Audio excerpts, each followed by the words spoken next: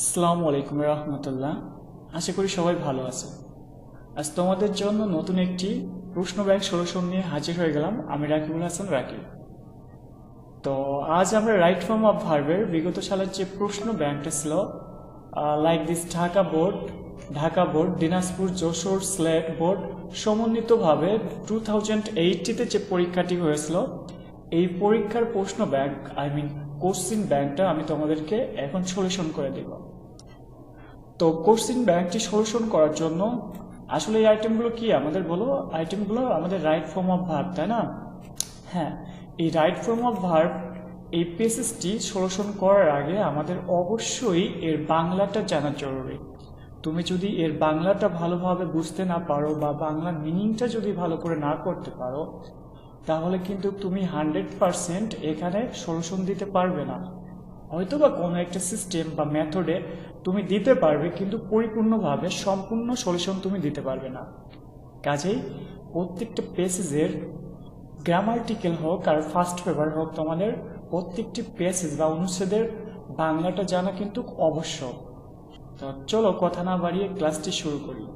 তো প্রথম বাক্যটা আমরা একটু দেখি। If all the children of বাংলাদেশের সকল শিশু যদি গো টু স্কুলে যায়।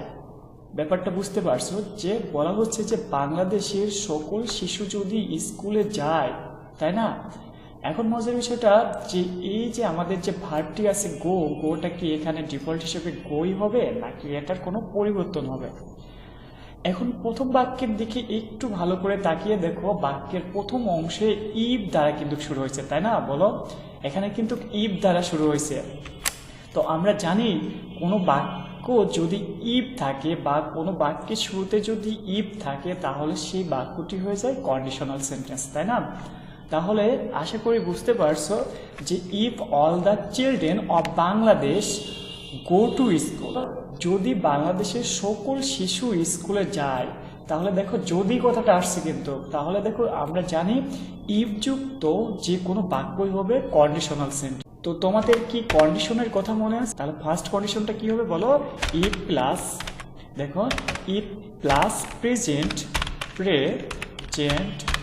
ইনডিফিনাইট, আমি একটু শর্টকাটে লিখি, ইনডিফিনাইট হলে পরের অংশটি কি হবে বলো? পরের অংশটি অবশ্যই ফিউচার ইনডিফিনাইট হবে, তাই না? তাহলে দেখো যে স্ট্রাকচার যদি আমি শর্টকাটে তোমাদেরকে একটু ক্লিয়ার করে বোঝাতে চাই, তাহলে এমনটা বলতে পারি যে ই প্লাস দেখো ই প্লাস সাবজেক্ট, দেন কি বলো? সাবজেক্ট প্লাস ভার্বের V1 বা ভার্বের প্রেজেন্ট ফর্ম, আমি এখানে V1 লিখতে পারি। দেন কি হবে বলো? বাকি অংশ অবজেক্ট হতে পারে। দেন কি হবে? এর পরের অংশটি হবে অবশ্যই কি বলো? সাবজেক্ট প্লাস শ্যাল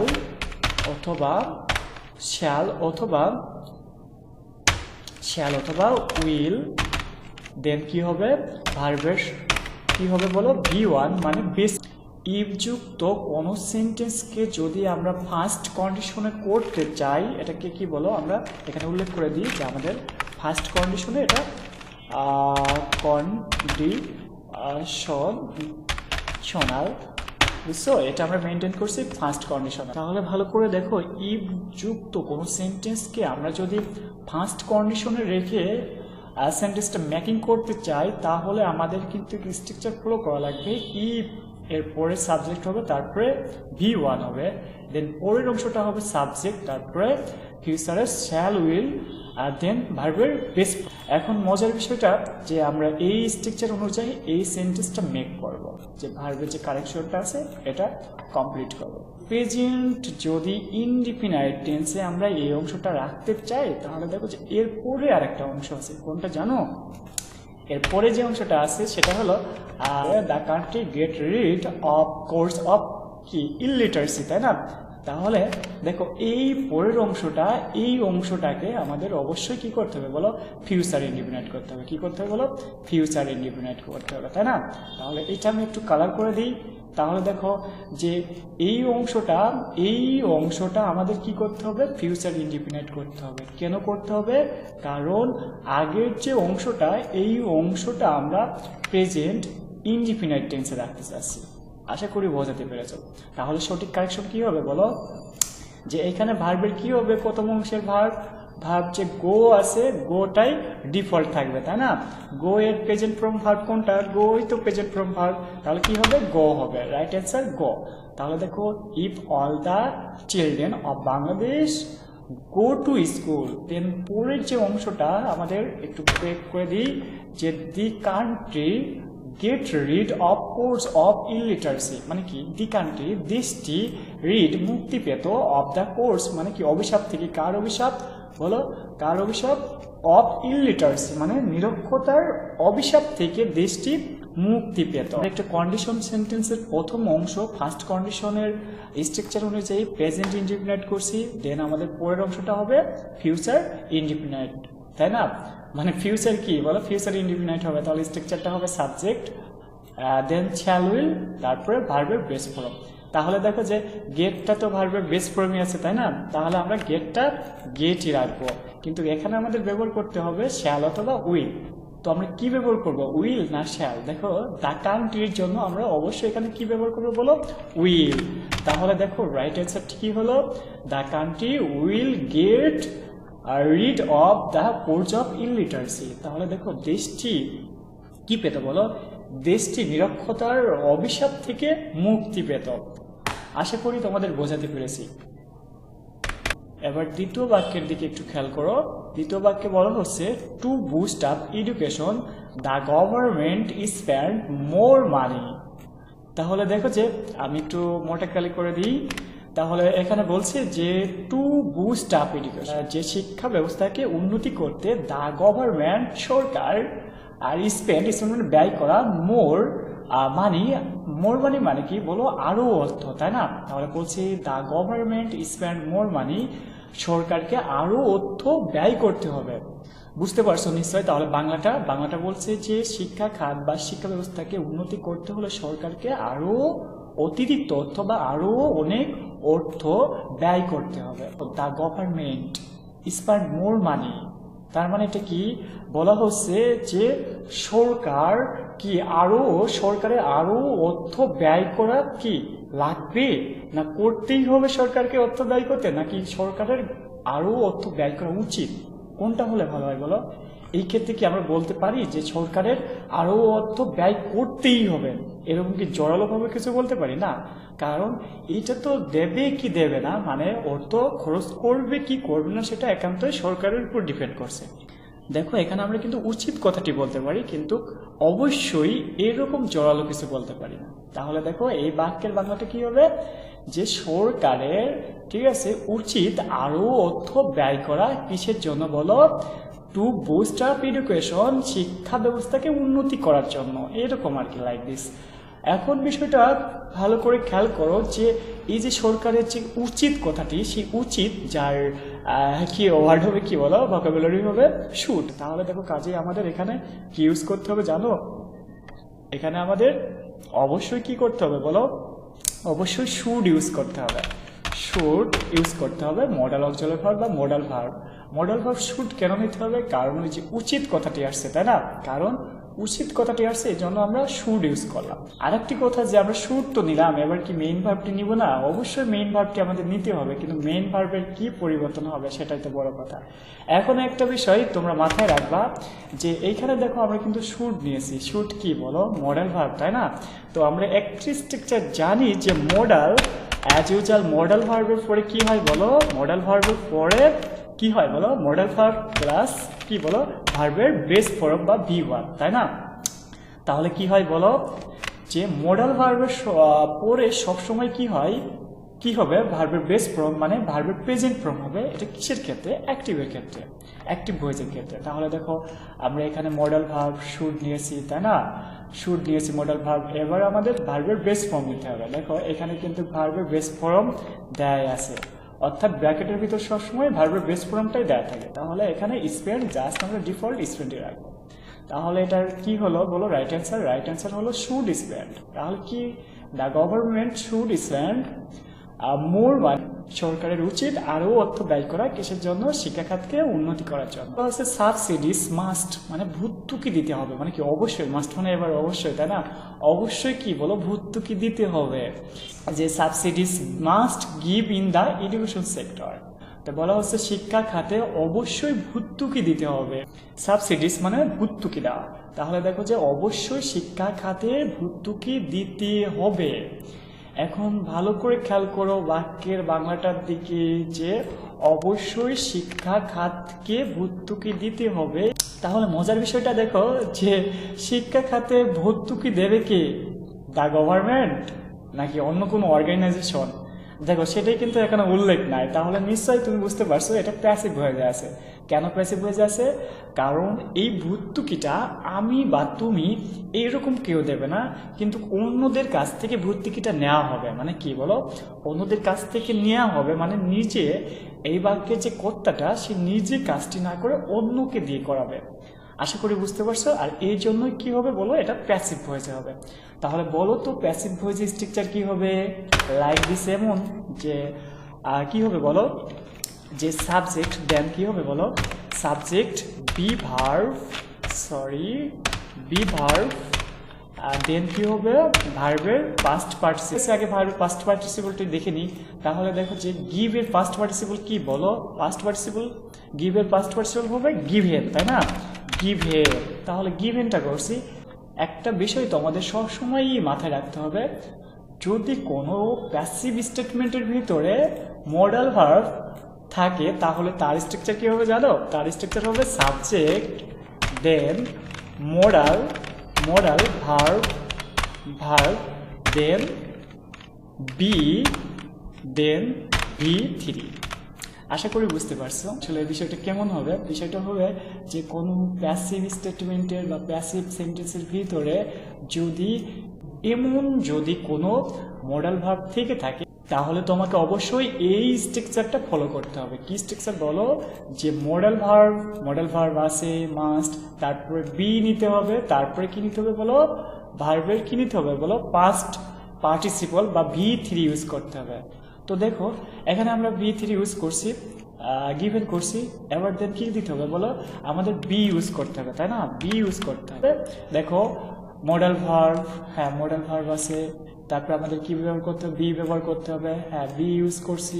তারপরে কি করতে হবে বলো, ভার্বের 3 নম্বর রূপ ব্যবহার করতে হবে, 3 নম্বর রূপটা ব্যবহার করছি গিভ থেকে গিভেন। তাহলে রাইট অ্যান্সার কি হবে বলো, be given. Teachers need to training for good teaching, মানে কি, মানেটা হলো এমন যে টিচার্স নিড টু, শিক্ষকদের প্রয়োজন, ট্রেনিং ফর গুড টেস্ট, যে ভালো ক্লাস ব্যবস্থার জন্য বা ভালো শিক্ষা ব্যবস্থার জন্য শিক্ষকদের প্রশিক্ষণের প্রয়োজন। তাহলে দেখো যে এইটা কিন্তু আমরা দুইটা মেথডে করতে পারি। ফার্স্ট মেথড যে আমরা এই যে নিড টু দেখতে পাচ্ছ, আমি একটু তোমাকে লাইক দিস একটু নোট করে দিই, এমন যে নিড টু। এখন বিষয়টা হচ্ছে তোমরা কি জানো এই নিড টুটা কি? বলো তো কি? এই নিড টুটা হলো মডাল ভার্ব। বলো কি? Modal verb. তাহলে দেখো যে নিড টুটা কি আমাদের বলো, নিড টুটা হলো মডাল ভার্ব। তাহলে দেখো যে আমরা যদি এই টু এর আগে নিডটাকে ডিফল্টে রাখি তাহলে এটা রূপ নিচ্ছে মডাল ভার্বের, তাই না? আর যদি আমরা এমনটা না করে এইটা যদি একটু পরে কারেকশন করি, আগে যদি এইটা কারেকশন করতে চাই তাহলে কিন্তু আমরা এই যে 2 + V1 লাইক দিস, এমন যে 2 + V1 ইকুয়াল কি হয় বলো, ইকুয়াল ইনফিনিটিভ হয়, তাই না? ইনফিনিটিভ হয়, তাই না? ইনফিনিটিভ হয়। তাহলে দেখো যে আমরা যদি লাইক দিস এমন করি যে এই 2 এর পরে যে ভার্বের বেস ফর্মটা ডিফল্ট যে ভার্বটা আছে সেই ভার্বটা যদি এখানে লাইক দিস বসিয়ে দিই তাহলে কিন্তু আমাদের এটা ইনফিনিটিভ গঠন হবে। তাহলে যদি এটা আমাদের ইনফিনিটিভ হয় তাহলে আমাদের কিন্তু এটাকে কি করতে হবে বলো, মেইন ভার্ব। তো চলো আমরা ফার্স্ট মেথডটা ইউজ করে দেখি। তো এখানে যদি আমরা নিডটাকে ডিফল্ট হিসেবে এখানে ইউজ করি তাহলে এই প্রশিক্ষণটা টিচার কি নিজেই নিজেদের প্রশিক্ষণ নেবেন নাকি কোনো ট্রেনার দিয়ে তারা প্রশিক্ষণটা নেবেন? তো এখানে একটি বিষয় হাইড আছে কি জানো, যে teacher need to training for good teaching by 10। তাহলে বুঝতেই পারছো যে টিচার সাবজেক্ট কাজটি নিজে না করে প্রশিক্ষণটা নিবে অন্যের কাছ থেকে, তাহলে এটা কি আছে বলো, প্যাসিভ ভয়েসে আছে। তাহলে এখানে যে কথাটা লুকানো আছে সেটা হলো যে teacher need to train for good teaching by any trainer, যে কোনো ট্রেনার বা এনি অর্গানাইজেশন, যে কোনো সংস্থা বা বলতে পারো গভর্নমেন্টের কাছ থেকে ট্রেনিং বা প্রশিক্ষণ নেওয়া প্রয়োজন। এখন প্যাসিভের স্ট্রাকচারটা ফলো করো, যে আমরা যদি প্যাসিভের স্ট্রাকচারটা ফলো করো লাইক দিস, আমি দুইটা তোমাদের একটু আগে উঠে দিয়েছি, সেই দুইটা এখানে একটু বুঝিয়ে দিই। আর একটু খেয়াল করো যে প্যাসিভ, আমি তোমাকে এটাকে হাইলাইট করে দিই, মার্ক করে দিই, আর নট ইকুয়াল, সরি। আর দেখো যে আমরা দুইটি স্ট্রাকচারে প্যাসিভের কারেকশনটা করে থাকি, একটা বি ভার্বের পরে ভার্বের 3 নম্বর রূপ ইউজ করি, আরেকটা করি মডাল ভার্ব যদি থাকে তাহলে বি ইউজ করি, তারপরে কি করি বলো, ভার্বের 3 নম্বর রূপ ইউজ করি। তো এইখানে কি আমাদের মডাল ভার্ব আছে? আমাদের যদি মডাল ভার্ব থাকে এই স্টেটমেন্টে, তাহলে আমাদের এই রুলটা বা এই স্ট্রাকচারটা ফলো করতে হবে। আর যদি না থাকে তাহলে আমাদের এই স্ট্রাকচারটা ফলো করলেই হবে।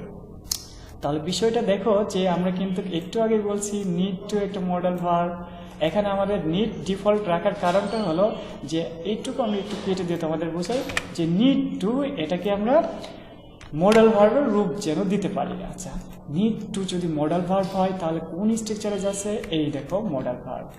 তাহলে মডাল ভার্বের পরে কি হবে বলো, বি ইউজ হবে। তাহলে দেখো এখানে কি বসবে, বি ইউজ হবে। তাহলে বি দেন কি হবে বলো, ভার্বের V3 হবে। তাহলে ট্রেন আছে, ট্রেন আমাদের কি করতে হবে, ইডি জাস্ট ইডি যোগ করে দিতে হবে, তাই না, ট্রেন্ড। তাহলে দেখো কি হলো বলো, ট্রেন্ড। আশা করি বুঝতে পারছো বিষয়টা। আর তোমাদের যে শর্টকাট প্যাসিভ অ্যাক্টিভ দেন যে প্রশ্ন ব্যাংকটা সলিউশন করার জন্য যে শর্টকাট বা স্ট্রাকচারগুলো আমি তোমাদের নোট করে দিই, তোমরা অবশ্যই নিজ দায়িত্বে এগুলো নোট করে নেবে। তো চলো আমরা এবার পরবর্তী সেন্টেন্সটা দেখি। পরবর্তী সেন্টেন্সটা দেখো, দ্য পোর স্টুডেন্টস, তাই না, হ্যাঁ, দ্য পোর স্টুডেন্টস মানে কি, দরিদ্র শিক্ষার্থীরা।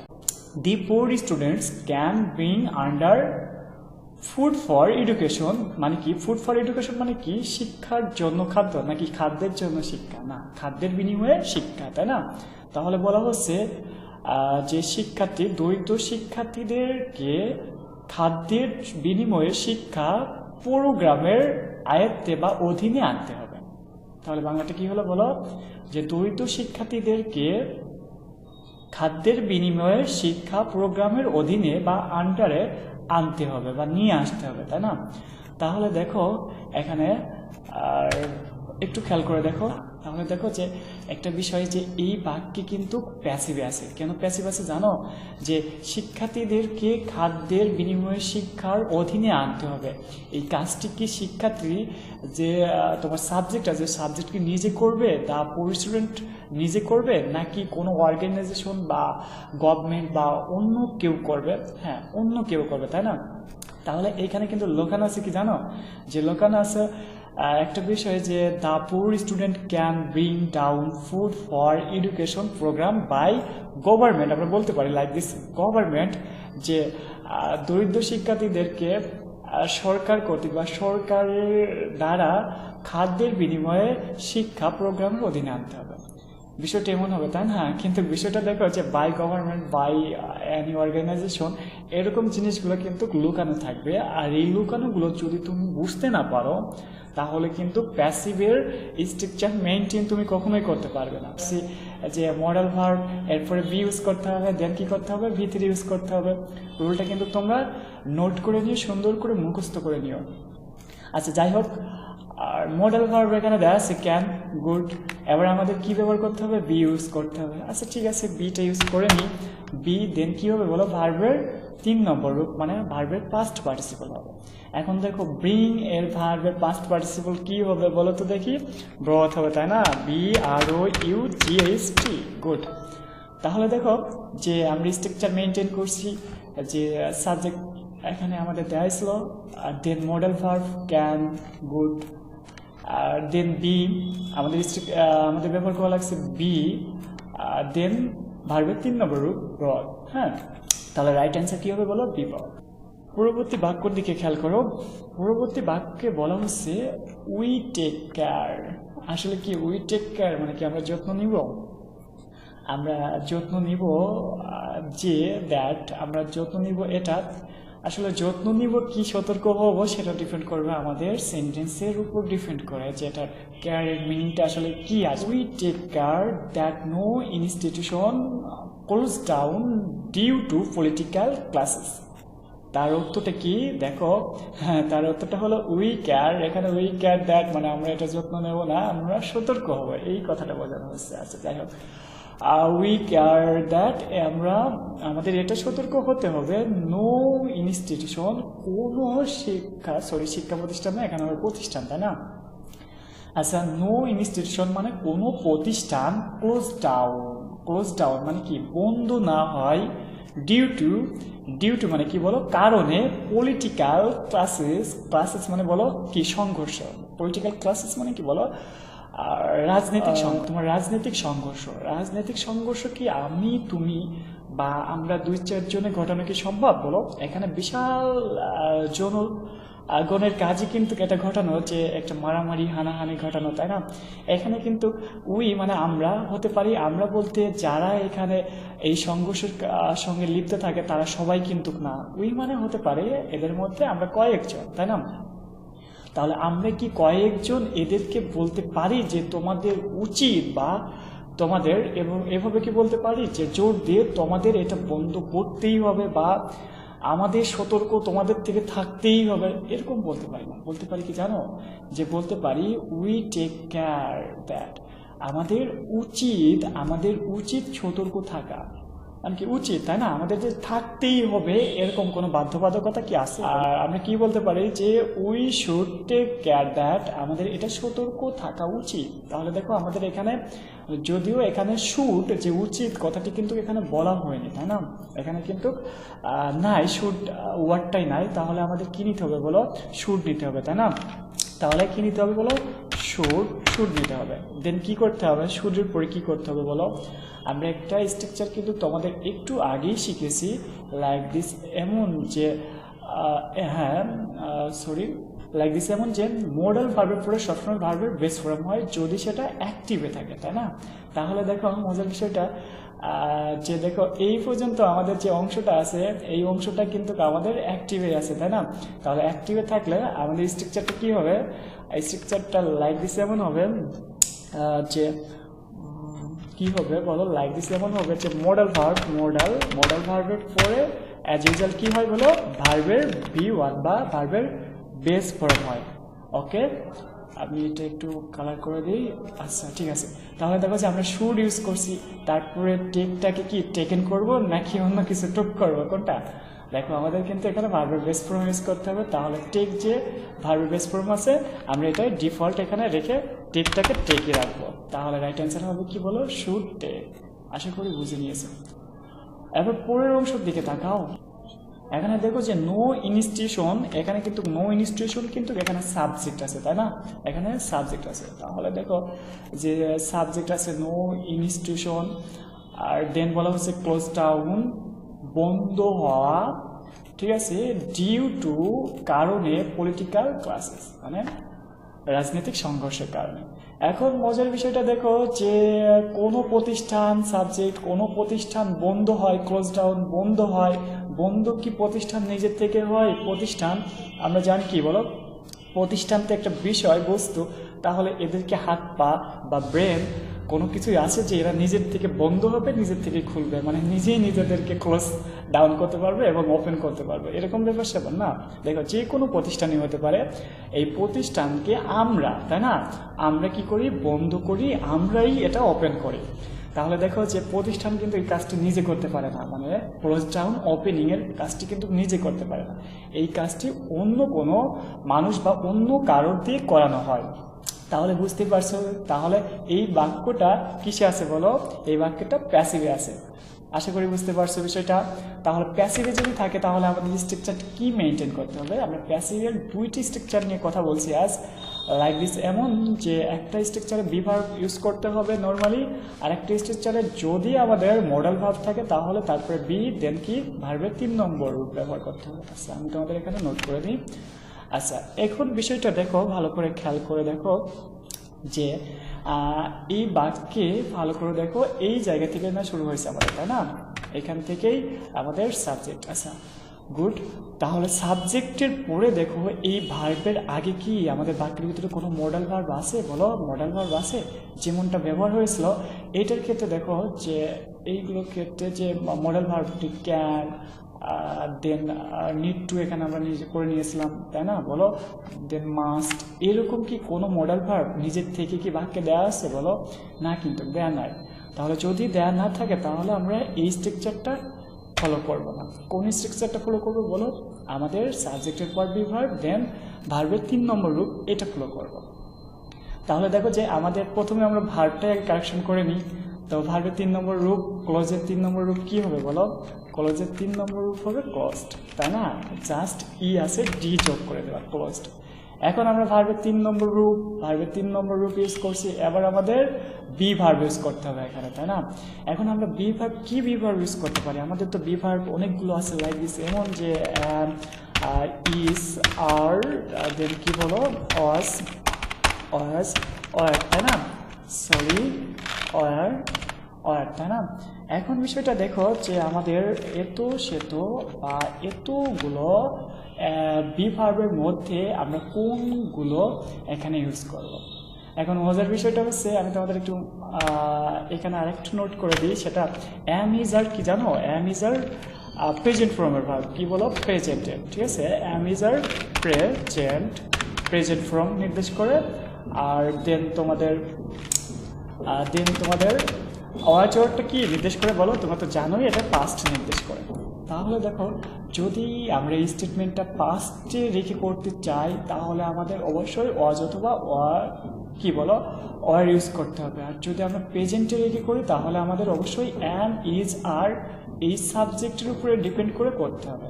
তাহলে দেখো যে এখানে কিন্তু কোনো ইনস্টিটিউশন, তাহলে এখানে কি সাবজেক্ট আছে আমাদের? কি বলো?